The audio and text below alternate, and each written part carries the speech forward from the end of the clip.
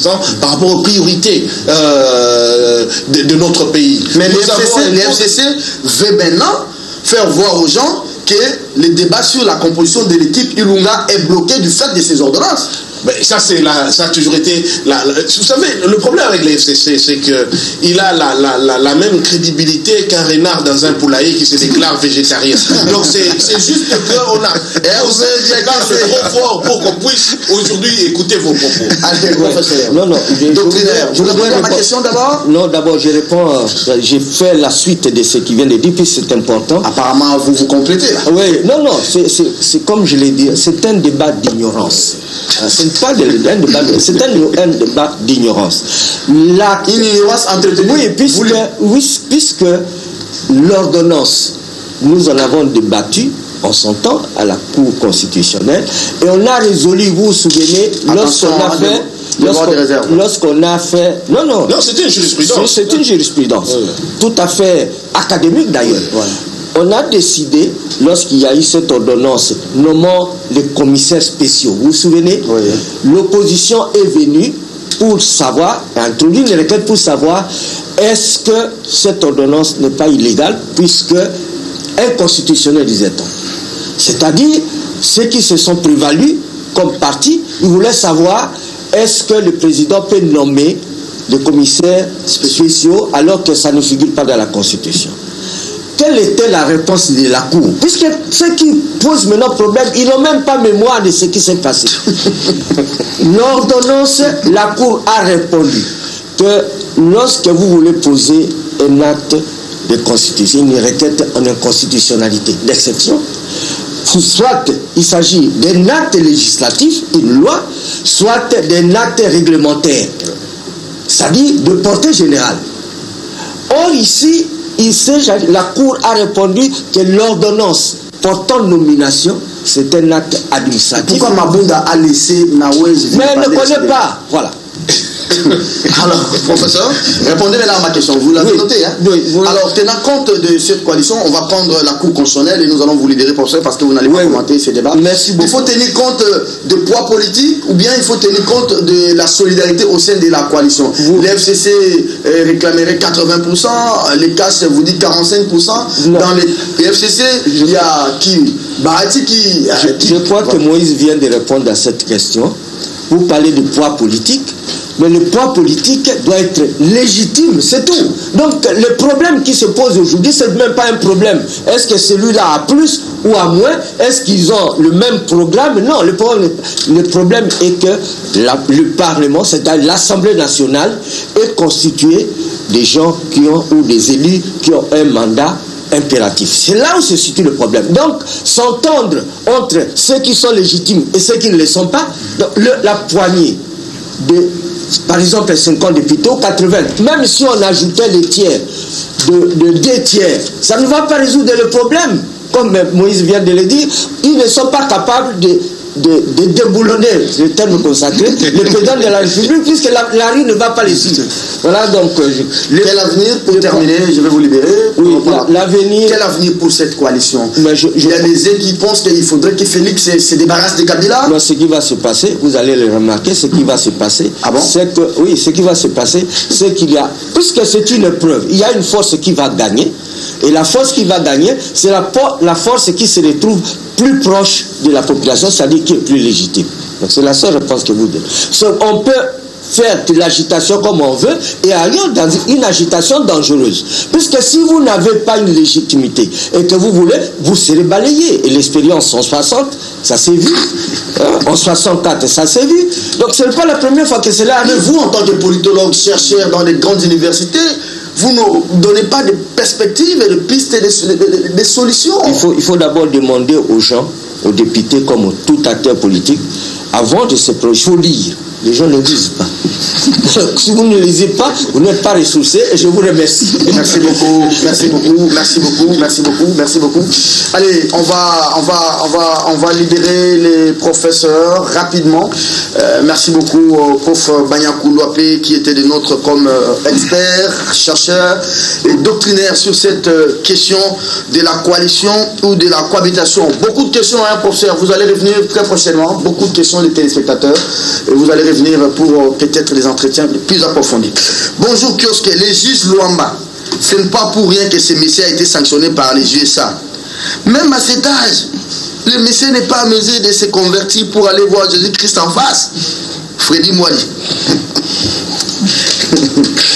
Quelle est l'importance d'écueil de la CENI, loi électorale, par rapport à la Cour constitutionnelle les seuils, hein? Les seuils. Ah, je crois, ah oui, c'est ça. Attention, j'ai vu l'écueil, c'est le seuil, l'importance du seuil.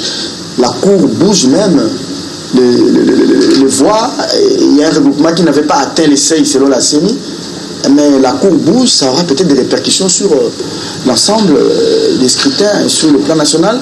Est-ce qu'on revient d'abord, Moïse, je vous donne la parole, ce qui se passe à la Cour, c'est quand même scandaleux. On parle de monnayage, on parle, je ne sais pas moi, qui porte un peu tout.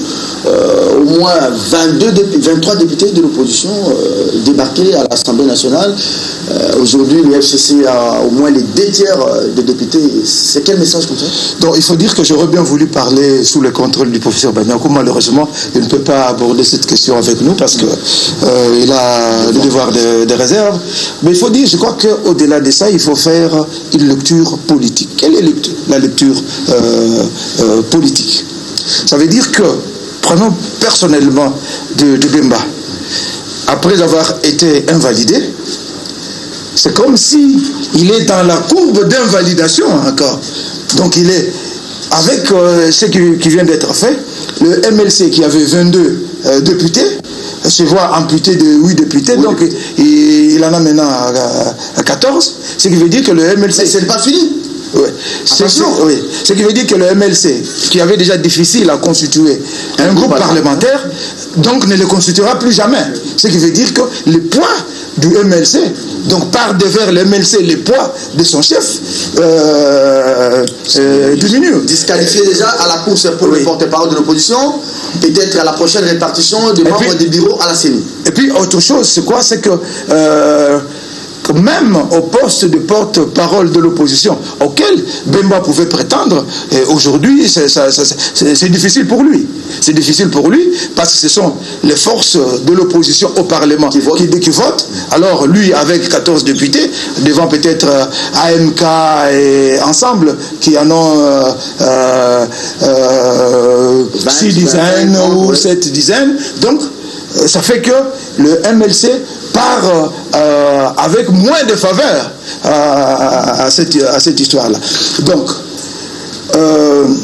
ça voudrait dire, c'est aussi quoi? Ces coups de stockade, c'est aussi un geste pour jouer sur la psychologie et même le moral de Bemba à la veille de sa venue. Qui, si je m'abuse, il arrive le 23. Ça veut dire que c'est quelqu'un qui vient avec un moral aussi bas. Attendez, donc voilà, ça c'est un coup fourré FCC. Et en même temps, ça c'était le premier volet de la lecture politique. Le deuxième volet, c'est quoi? C'est que le FCC augmente sa majorité numérique. Pour quel objectif? Envie d'atteindre, je crois, les 2 tiers, mettre les 2 tiers ou le 3/5 qu'il faut au Congrès. Soit pour changer la Constitution, soit pour déboulonner. En accusation les chefs de l'État. Donc voilà, sur le plan politique, c'est qu'il faut lire les FCC se consolident, hein? Bon. Oui, mais maintenant, tout le problème, c'est quoi? C'est qu'on a dit, le problème de la légitimité. Que ce soit même pour Bemba, parce que ce n'est pas... Le leadership ne se décrète pas. Non. Est-ce que le fait qu'il soit invalidé 2 fois, je me permets, est-ce que c'est là, le diminue son leadership? Ça, c'est une question. Maître Hervé Diakessé, oui. Nous étions aux élections avec vous. On a été voté un dimanche sous une pluie intermittente. Je vis 5 copies de PV. La première copie, la CENI la garde. La deuxième copie, la CENI constitue des plis pour les législatives et envoie ça à la Cour constitutionnelle. Exact. Pour les législatives nationales et les élections présidentielles. La 3e copie, la CENI constitue des plis et envoie ça aux différentes cours d'appel. Pour les élections provinciales. Et il restait 2 copies pour les candidats. Exact. Je peux me permettre de dire aucun candidat peut prétendre aujourd'hui détenir 50% des PV. Parce que 2 copies. 10%, ce serait même très optimiste. Alors, même les observateurs n'en ont pas. J'aimerais savoir, est-ce que ces invalidations, on apprend même que Christelle Voie serait invalidé aujourd'hui, Eliezer Tamboué, Jean Oubal déjà c'est fait, oui, l'ont été sur base des décomptages contradictoires manuels devant les témoins des partis, ou bien l'ont été sur base de quoi? Alors, ma situation d'avocat et de juriste m'appelle à la retenue. Mais je vais faire ici une analyse objective de mes propres constatations. Et si jamais j'avais été amené, moi, à analyser ce processus jusqu'au contentieux électoral. J'aimerais, avant que vous puissiez continuer, vous dire que ces arrêts, presque tous ont été rendus sur les bancs. Et jusque-là, il n'y a pas de motivation. Exactement. C'est des matières aussi sensibles. Justement, c'est ça toutes ces analyses. Je considère d'abord que le processus électoral, et je l'ai dit sans embâche, a été délibérément sabordé. Il a été organisé de manière scientifiquement chaotique pour produire l'actuel désordre. En fait, pour métastaser une illégitimité généralisée afin que personne n'ait le courage de contester les autres. Ça, c'est vraiment la production archétypale de la Kabylie. Et ils y ont réussi. Tout ce que nous connaissons aujourd'hui part de cet acte fondateur des élections chaotiques qu'on n'avait pas voulu. L'accès aux éléments de transparence qui sont les procès-verbaux, les fiches des résultats, etc., a été rendu totalement difficile, voire impossible, puisque même on avait coupé les signaux Internet pour ne pas permettre la communication de ces éléments. Par après, la CENI a rendu public ces résultats qui sont sous réserve de contentieux électoraux, ont déterminé le seuil et tout ce qui s'ensuit. Parlons des législatives. Il s'ensuit quoi? Normalement, nous avons 8 jours. À partir du moment où la CENI rend public les résultats pour aller les contester. Ok? La Cour constitutionnelle a 60 jours à partir de la saisine pour rendre ses décisions. La loi ne dit pas 60 jours plus 2 heures. Non. Elle a 60 jours ici. Aujourd'hui, nous sommes au-delà des 60 jours. Maintenant, nous allons dans un catalogue d'irrégularités. Les décisions sont rendues quasiment... C'est ce qui crée une suspicion. Parce que je connais que cette Cour, individuellement, certains magistrats sont de qualité. Parce que dans des dossiers autres que des dossiers de contestation politique et électorale, ils rendent des arrêts et des décisions importantes pour la jurisprudence de notre pays. Mais dès que la politique s'en mêle, dès que nous nous retrouvons dans l'histoire des contentieux, nous sommes dans une situation d'insécurité juridique généralisée. D'abord, les décisions sont rendues en catimini la nuit, on n'a pas accès aux extraits des rôles. C'est déjà en soi... Pas de motivation. Déjà, ce premier élément, c'est quoi? C'est une entrave à la publicité des audiences. Certaines parties se plaignent de ne même pas avoir été notifiées. Donc, c'est qu'on se rend compte, on est dans une logique d'embuscade judiciaire. Et les juges ne dorment plus chez eux. Ils sont au fleuve Congo. Ils peuvent dormir où ils veulent, mais au moins ils doivent ont peur de quoi? L'accès à la justice facile aux personnes litigantes qui se retrouvent dans un contentieux. Et là n'est pas le cas. On se retrouve maintenant dans des décisions rendues sur le banc, donc sans motivation, et donc effectivement on ne sait même pas quelles sont les raisons légales et constitutionnelles qui ont prévalu. Par après, lorsque des personnes qui avaient été d'une part non retenues par la CENI se retrouvent avoir été validées, donc il y a eu forcément modification du seuil. Et s'il y a eu modification du seuil, on serait bien intéressé de savoir quels sont les éléments sur lesquels la Cour constitutionnelle s'est fondée pour modifier les seuils et accorder des voix à des personnes qui n'en avaient pas, en appliquant le plus fort reste dans quelle logique. Et par ailleurs, et ça c'est extrêmement dangereux dans la situation où nous nous trouvons, c'est qu'on en vient à contester la légitimité de la Cour constitutionnelle, qui est la plus haute instance judiciaire de ces pays en ce qui concerne la régularité de nos libertés par rapport à la Constitution, et aussi en matière de... Parce que... Est-ce que, maître, vous êtes avocat? Quelqu'un qui n'a pas été régulièrement saisi par les tribunaux, par la Cour constitutionnelle, il n'y avait aucune requête. Je prends l'exemple de ce député du parti de Moindre-Sime. et à la fin, il est invalidé. Est-ce que vous trouvez ça normal? Nous avons eu ces soucis à l'époque quand c'était la Cour suprême qui s'occupait de... Mais la Cour avait quand même fait les décomptes de voix. On avait admis des logiques des tierces oppositions. Par rapport, on avait dit ça étendait très longtemps les délais de contestation, si bien que les députés déjà provisoirement élus étaient dans une situation de précarité. Mais nous retrouvons exactement la même situation. La Cour constitutionnelle peut vous dire, nous n'avons que 9 juges, mais la loi vous dit qu'il fallait faire nommer des conseillers référendaires. Mais nous nous retrouvons fait dans une réalité. C'est la même logique du FCC. C'est toujours allégué qu'on n'a pas de moyens, qu'on n'a pas de personnel pour étendre indéfiniment une situation. Est-ce que les juges ont le droit de fabriquer les députés? Parce que c'est grave. Je ne peux pas traiter ces juges-là des bandits, non. Sinon, ça serait outrage aux juges, aux magistrats. Mais on a comme l'impression, je ne le dis pas, que ce sont 9 bandits qui se sont organisés. Maintenant, ils commencent à fabriquer des députés. Il faut invalider Christelle Vouanga. Parce qu'on ne peut pas toucher ces juges, ils peuvent se permettre tout. Bon. Il y a eu tension hier dans la ville et ils n'ont pas siégé. Moi, je voudrais dire que je ne voudrais pas donner l'image d'un ignorant, comme venait de dire le professeur Banyakou. Nous cassons la tête dans ce feuilleton parce que nous refusons de comprendre que la Cour constitutionnelle, qui n'est qu'une clone de la Cour suprême de justice, est un édifice décoratif au service du pouvoir, comme le dit si bien Jacques Joly dans un article publié à Congo-Afrique. Donc, cette institution a été fabriquée à la mesure de Kabila, ce que Kabila voulait imprimer comme orientation juridique dans le pays. Ça passe par la Cour constitutionnelle. Donc il faut des réformes pour cette Cour. Il y a des réformes qu'il faut pour cette Cour. D'ailleurs, comme le disent les observateurs de l'OIF, les observateurs aux élections 2011, les observateurs de l'OIF ont relevé des aspects qui étaient très importants pour la Cour. Que cette Cour était sous la botte du président de la République parce qu'il a nommé les juges et consorts. Et puis, oui, et il fallait voir aussi la position du parquet général près la Cour constitutionnelle. Ça pose déjà problème. D'où il faut des réformes. Mais ça pose problème. Pourquoi? Je vois que Maître Hervé l'avait déjà dit. Mais tout, si les prémices sont baisées, qu'est-ce que vous voulez avoir en conclusion? Ici, on a des problèmes. Parce que le contentieux électoral, à ce niveau, c'est un contentieux de résultats. C'est-à-dire, les résultats, il faut en disposer. Qui dispose de tous les résultats dans ce pays? Qui dispose de tous les résultats? On sait comment, de quelle manière la compilation s'est terminée.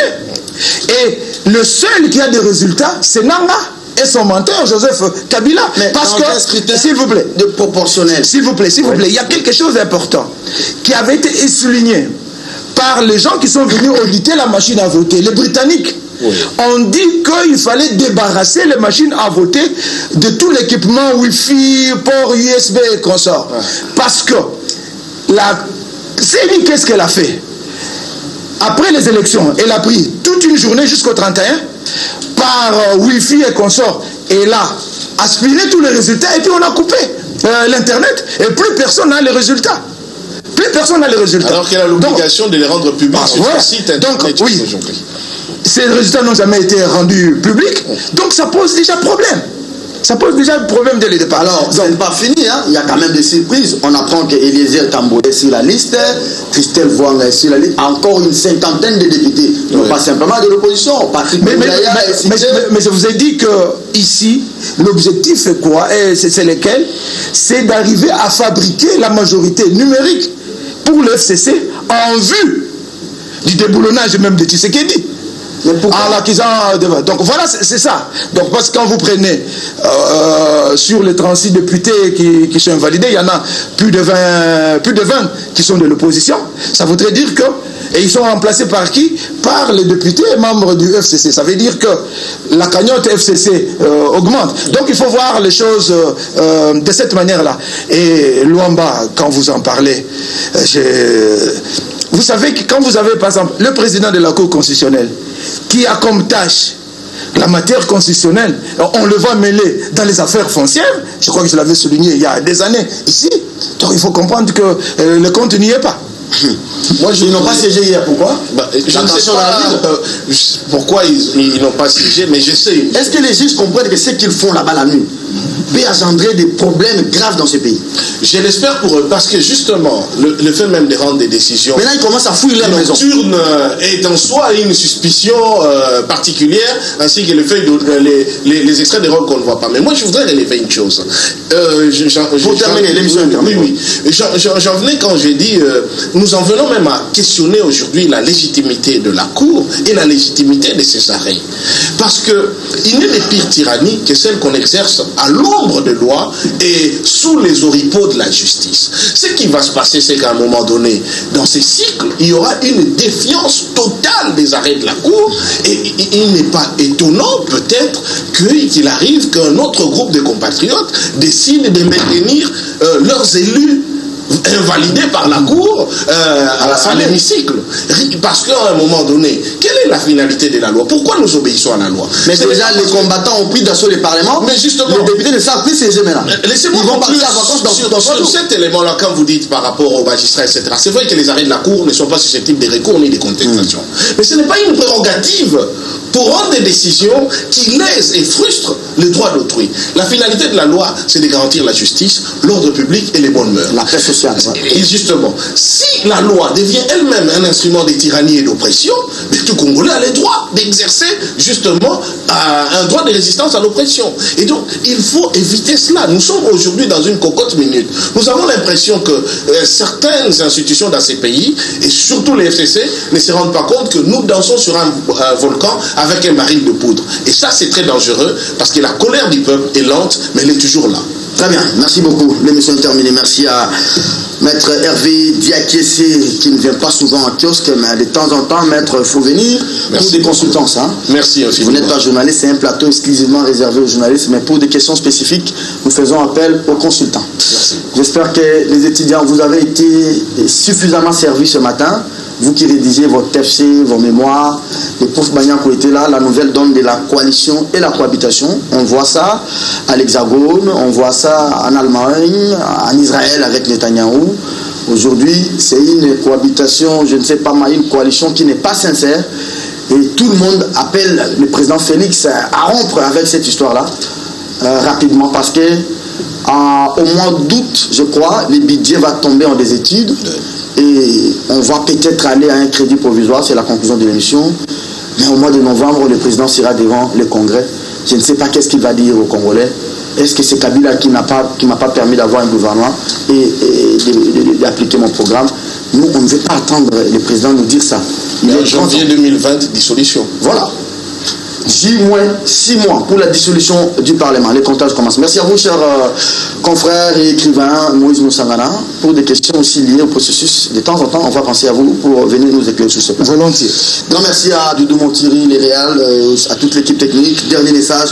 Bonjour Serge, j'ai été indigné de la déclaration de Franck Diongo sur les remarques objectives et impartiales de l'honorable Henri Thomas Lokondo, avait réservé une semaine bien avant la plénière des vendredi passé, qui lui juge de politique quand Lokondo avait fait remarquer que l'ordonnance normale, le Premier ministre avait une entorse grave en reprenant dans l'exposé des motifs un accord privé cache FCC, et c'est ça la politique. Donc un long message de cette indignation. Dernier message, on va se limiter là, le temps nous est parti, touche à sa fin. 9h30 demain, et ça sera un autre jour, certainement avec d'autres invités, bien sûr avec la même actualité. Au revoir. Cas de pneus brûlés devant les sièges de leur parti, perturbant donc la circulation sur l'avenue du port. À Lubumbashi, dans le Haut-Katanga, c'était encore des scènes de violence hier. Les militants présumés de l'UDPS et de l'UNC, bref, cash, ont brûlé et saccagé les sièges du PPRD. Cette question de la motion sur les ordonnances, les toutes dernières d'ailleurs, du président de la République, fait couler beaucoup d'encre à 3 jours de la clôture de la session, on n'a toujours pas l'équipe Ilou-Kamba. Que se passe-t-il réellement? Quel avenir pour cette coalition? Tentative de réponse avec des invités spéciaux pour cette édition spéciale de votre magazine. À l'UNPC, c'est vraiment les statu quo. Kasonga Tilonde reste le président. Son avocat conseil a donc saisi le tribunal des pairs, mais en réquisant le juge qui compose donc ce tribunal avec un recours qui est suspensif de la décision de la commission de discipline et d'éthique professionnelle. Rendez-vous donc dans 2 mois à Mwanda pour le congrès qui va départager les 2 parties. Voilà donc le menu de ce magazine. Kiosque reçoit pour vous exceptionnellement pour des questions aussi exceptionnelles le professeur Banyakou Loape Epotou, ancien juge à la Cour constitutionnelle, professeur d'université. Il enseigne ici à Kinshasa, tout comme à l'intérieur et à l'étranger. Professeur, bonjour et bienvenue. Bonjour. Je rappelle que vous étiez juge à la Cour et vous avez démissionné. Oui, je démissionne. Très bien, je vous ai fait exceptionnellement ici parce que vous êtes un politologue, vous étiez parmi les juges non juristes. Hein? Oui. Vous êtes un politologue, il y a une question liée à la politique qui peut-être n'est pas bien entrée ici dans notre pays. Cette question de la coalition et cette question de la cohabitation, comment nous l'appréhendons, comment les étudiants, comment les chercheurs peuvent aujourd'hui aborder cette question. Voilà pourquoi je vous appelle. Mais d'entrée de jeu, j'aimerais dire que vous êtes astreint à ce que vous appelez chez vous les devoirs de réserve. Oui, le devoir de réserve signifie que sur toutes les matières qui font l'objet d'une consultation, au moment où j'étais, où j'ai participé à la délibération pour les arrêts, où j'ai donné un avis consultatif, je ne peux pas en traiter 2 ans, pendant 2 ans. Donc, c'est ce devoir. Par contre, toutes les autres matières générales qui portent sur la réflexion, sur... comme scientifique, comme chercheur. Ça j'ai le droit et de plein droit, au moins que j'en abuse. Très bien, merci beaucoup, professeur Banyakou Loape Epotou. Bienvenue à vous sur ce plateau de kiosque. Un autre invité spécial, maître Hervé Diakessé, ancien directeur de cabinet du dernier bureau provisoire avec les Baba Kyungu Wakumwanza, ici à l'Assemblée nationale. Mais il est aussi activiste des droits de l'homme. Il est à la tête du mouvement Les Congolais Debout, même si certains sont encore assis. Bonjour et bienvenue. Merci, je suis un rectificatif, je n'en suis que le porte-parole. Voilà. Je ne suis pas à la tête du mouvement citoyen Les Congolais Debout. Merci beaucoup. Quand on est porte-parole, parfois on donne l'impression d'être le président. Parce que je suis la partie la plus visible, mais c'est un travail collectif, c'est un mouvement citoyen. Très bien, très content de retrouver le professeur Banyakou. Oui, c'est pour moi un très grand honneur que de partager ces plateaux prestigieux avec une personnalité aussi prestigieuse. J'espère être à la hauteur. Merci. Très bien, allez, on attend le 3e invité, Moïse Moussangana, lui, un politique non journaliste, mais qui s'intéresse aux questions électorales, édition spéciale ce matin sur les invalidations des députés nationaux à la Cour constitutionnelle. J-3 pour la fin de la session, pas toujours de gouvernement. L'équipe Ilou-Kamba s'est fait donc attendre. Que se passe-t-il réellement? Rapidement, je m'en vais m'adresser au professeur. Mais d'abord, les grands titres des journaux pour les téléspectateurs. Invalidation des députés. La RI va parler. Titre, l'objectif ce matin. Report de la visite de Moïse Katumbi, Félix Tshisekedi et les FCC pointés du doigt. Ebola, un fonds de commerce pour les ministres Oli Ilunga. Titre, les libres débats ce matin. La référence plus écrit. Les porte-paroles de Félix Tshisekedi met en cause la gestion de la GECAMIN. Autre sujet avec la manchette ce matin, l'opinion congolaise se demande et veut savoir que veut-on à Moïse Katumbi et qu'est-ce qu'on attend de lui. Mécontent des arrêts de la Cour, le militant du MLC ont manifesté devant les sièges national du parti. Autre sujet d'actualité, je crois la même information, réagissant à l'invalidation en cascade des députés de l'opposition par la haute cour, ensemble saisi Fatih, les MLC optent pour la manifestation après les scènes de violence à Kinshasa, Lubumbashi, des combattants de l'UDPS saccagent les sièges du PPRD. On va se limiter là pour aujourd'hui, mais aussi ces grands titres, les trios Luamba, Kaozi, Kilombo, les trios fabricateurs de députés. Professeur, je suis à vous, mais avant d'abord de vous passer la parole, je m'en vais présenter le troisième et le tout dernier invité qui arrive un peu en retard, Moïse Moussangana. Et Moïse, bonjour et bienvenue. Bonjour. Vous êtes journaliste, mais aussi écrivain. Vous avez écrit sur la machine à voter. Vous avez écrit également sur le processus électoral 2006, 2011 et 2018, un processus sabordé. Le deuxième va sortir bientôt. Il est vraiment en pleine finalisation. Très bien, merci. Bienvenue à vous. Alors, professeur, je suis à vous. Première question, coalition, cohabitation. Aujourd'hui, on a eu des élections à 6 jours de la clôture de la session ordinaire à l'Assemblée. On n'a toujours pas l'équipe gouvernementale. Vous avez suivi les dernières ordonnances du président de la République. Aujourd'hui, des scènes de violence. Est-ce que cette coalition a encore sa raison d'être? Je crois que oui, la coalition a la raison d'être, mais la gestion de la coalition pose problème. Ça pose problème pour une simple raison, c'est que les gens ne définissent pas ou n'arrivent pas à placer cette coalition dans le sens de sa définition originelle. Quelle est la définition originelle d'une coalition? C'est une composition au sein du Parlement. C'est une composition des élus dans le sens où aucune des sous-composantes, c'est-à-dire aucun regroupement politique, aucun parti politique n'a eu la majorité et qu'il n'y a pas de majorité ou de minorité rapprochée pour faire une cohabitation, c'est-à-dire entre par exemple 45% et 40%, là on est dans une cohabitation. Mais lorsqu'il y a des fractionnements, 20, 15, 20 ou 5, là, on fait une coalition pour atteindre la majorité. Voilà la différence. Donc, quand on parle de la cohabitation, c'est une composition qui fait que les regroupements politiques n'ayant pas une majorité, mais ils ont une majorité rapprochée, à 50%, ils recomposent avec celui qui a eu moins. Et alors, vous vous trouvez devant deux forces presque égales, mais alors, qui cohabitent, c'est-à-dire qui se partagent le fonction. Ça, c'est la définition originale.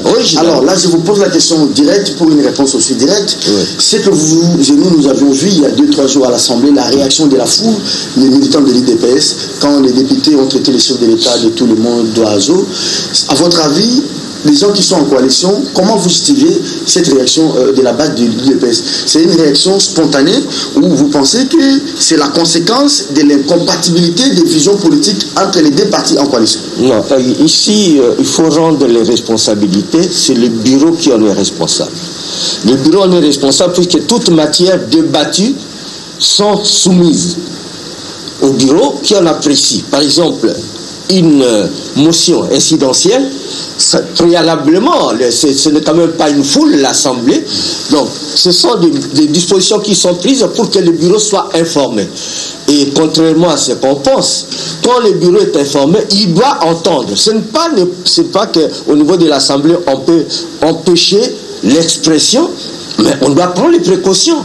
On doit prendre les précautions, par exemple, dans les cas d'espèce, on est tombé sur une matière qui ne relève pas de la compétence de l'Assemblée. Là, vous parlez des ordonnances. Ah oui, des ordonnances. Ça ne relève pas de la compétence de l'Assemblée, puisqu'il a été décidé depuis longtemps, du moins à partir de la Constitution, que tout ce qui concerne les matières qui sont traitées par le président de la République, en dehors des lois, ne sont pas soumises au débat. Vous n'avez pas répondu à ma question. C'est vrai qu'Henri Thomas Lokondo a demandé à Mabunda de surseoir ces débats, tout comme Lutundula. Oui. Et Mabunda a dit non, elle a donné la parole à Charles Mundele et Nawaj a dit tout ce qu'il pouvait dire. Vous n'avez pas répondu à ma question. Je vous aurais prévenu.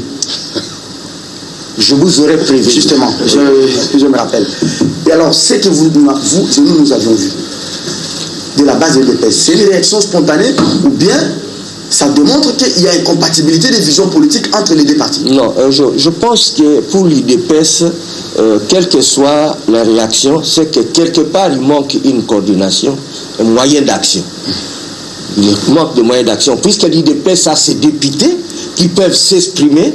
Donc, le mouvement de l'extérieur, c'est un mouvement extrême. Quand on organise un mouvement violent, puisqu'on ne sait pas qui peut en profiter, hein, supposons que si les FCC étaient malins, ils allaient amplifier, faire des casses, et c'est l'IDPS qui allait emporter la responsabilité. Je pense que c'est à ce point, ce n'est pas de matière, en fait, des façons d'agir qui correspondent à la réalité démocratique. Hervé Diakese, je suis à vous.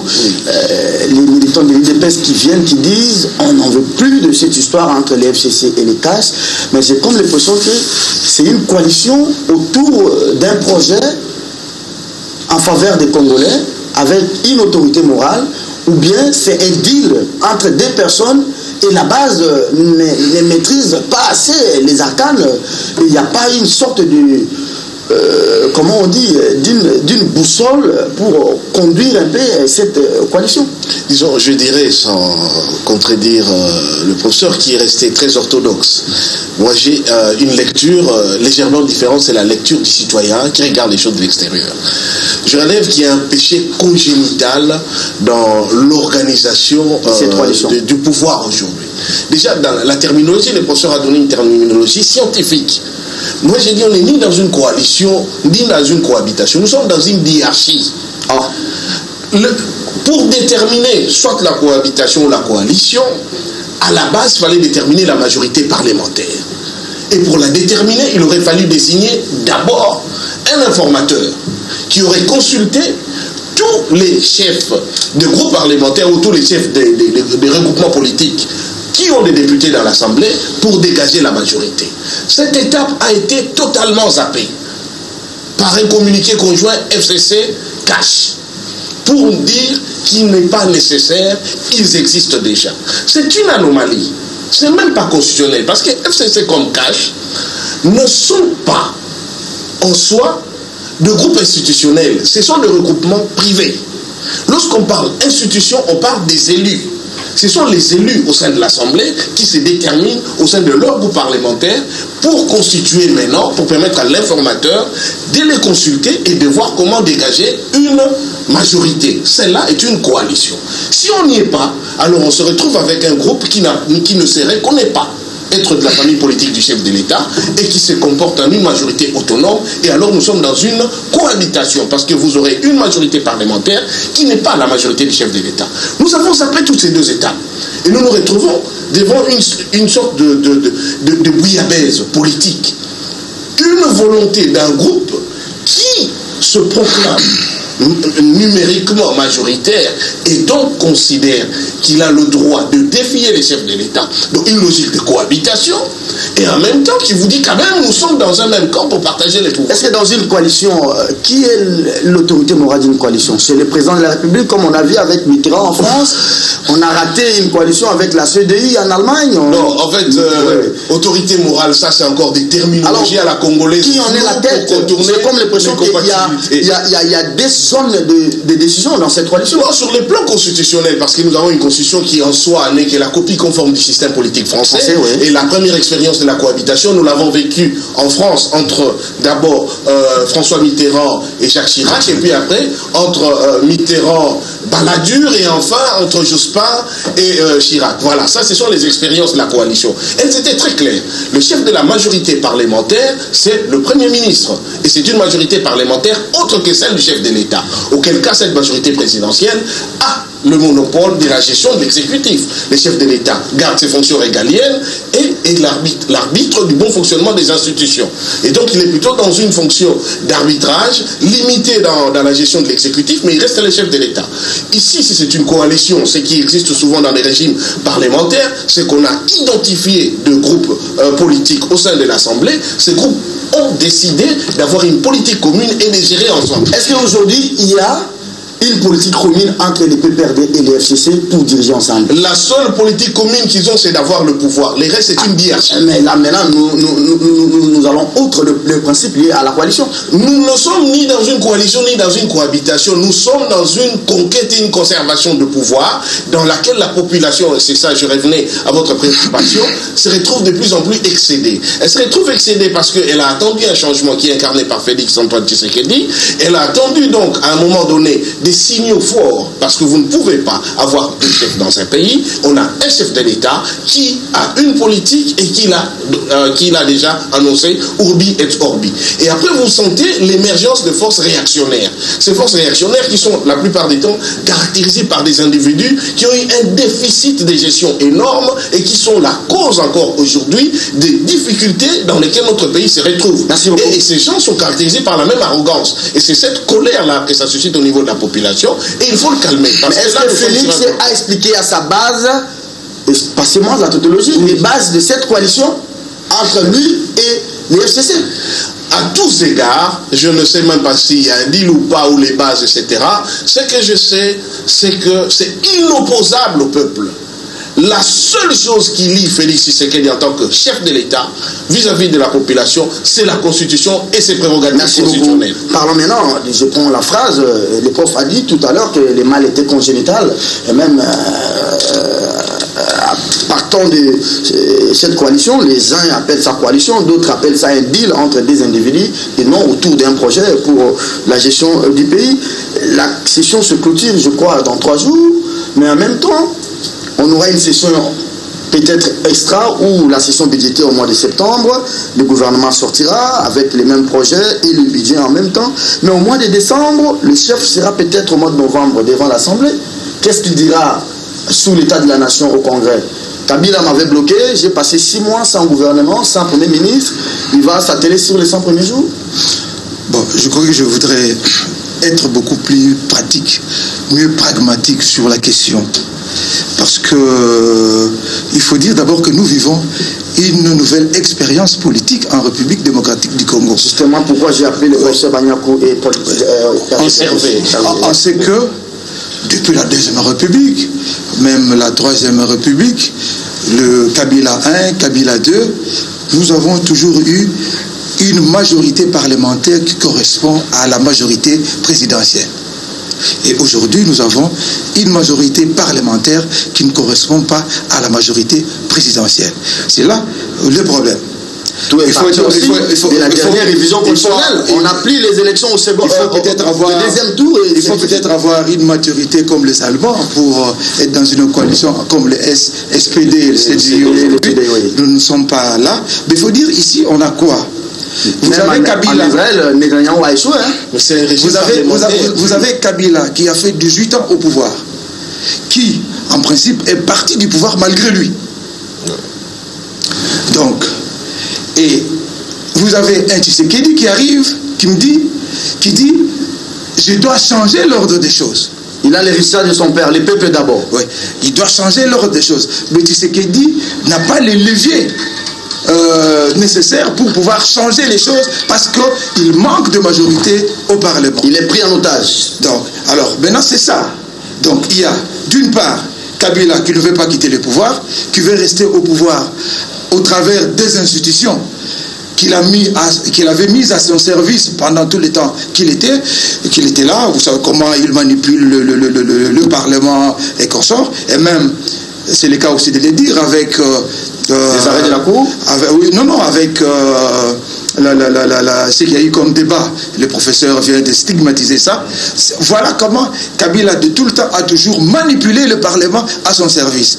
Là aussi, c'est une manipulation du Parlement à son service. Ça voudrait dire quoi? Kabila qui a perdu le pouvoir au sommet voudrait contrôler ce pouvoir-là par les bas. C'est là en manipulant les institutions, notamment le Parlement. C'est là où nous en sommes. C'est là où nous en sommes. Mais alors, quels peuvent être alors les dangers de cette coalition? Moïse Moussangana, les limites de cette coalition, parce que si ça ne marche pas, ça risque d'avoir des implications sur les institutions de la République, mais aussi sur l'ensemble du pays.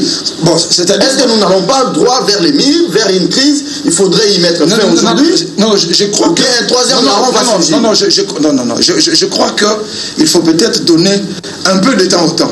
Parce que Kabila enclenche une machine pour pouvoir obstruer la route à Tshisekedi, mais tout en sachant que dans une année, Tshisekedi va revêtir d'une cuirasse parce qu'il peut dissoudre le Parlement. Donc nous sommes à 6 mois de la dissolution du Parlement. Ouais, voilà, il faut comprendre les choses en ces termes-là.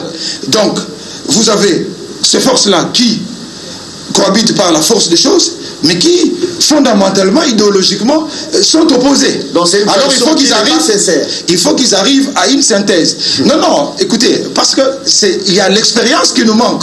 Je voulais dire ici, Angela Merkel n'a pas eu la majorité nécessaire pour pouvoir diriger, mais elle a fait appel au parti adverse. Donc c'est question de culture politique, de maturité politique. Cela nous manque. Cruellement. C'est vraiment cruellement. Professeur, vous êtes doctrinaire. Oui. Cette maturité nous manque. Une première expérience. Oui. Pourquoi on n'a pas opté pour la cohabitation qui est la coalition? Parce que si la cohabitation il y avait, chaque parti pouvait accepter de travailler avec le président de la République. Le PPRD n'a pas voulu de ça pour éviter les débauchages. Quelles peuvent être les limites d'une telle coalition déjà fragilisée à l'interne quand vous écoutez Bahati qui menace et vous pensez que cette coalition ne peut pas créer problème aujourd'hui à la République? Non, je pense que, merci beaucoup, je pense que Maître Lopez, il a donné vraiment ce que nous tous nous disions. On ne peut pas constituer une majorité en dehors du Parlement. Et la procédure, c'est laquelle? C'est que quand les députés sont installés, validés, ils prennent position sur des listes.